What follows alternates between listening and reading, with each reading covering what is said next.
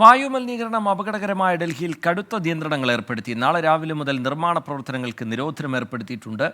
വാഹനങ്ങൾക്കും നിയന്ത്രണം വരികയാണ്. കഴിഞ്ഞ 2 ദിവസങ്ങളിലായി 400-ന് മുകളിലാണ് ഡൽഹിയിലെ വായു ഗുണനിലവാര നിരക്ക്.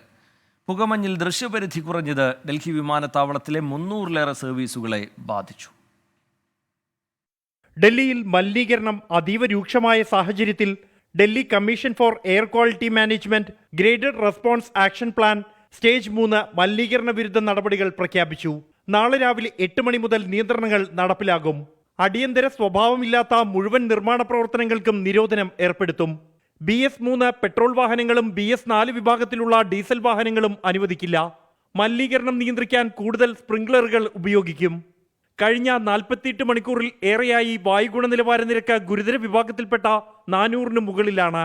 കടുത്ത പുകമഞ്ഞിൽ ദൃശ്യപരിധി കുറഞ്ഞതോടെ ഡൽഹി അന്താരാഷ്ട്ര വിമാനത്താവളത്തിൽ 300 വിമാന സർവീസുകൾ വൈകി.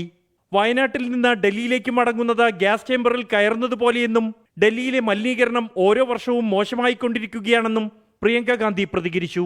24 ഡൽഹി.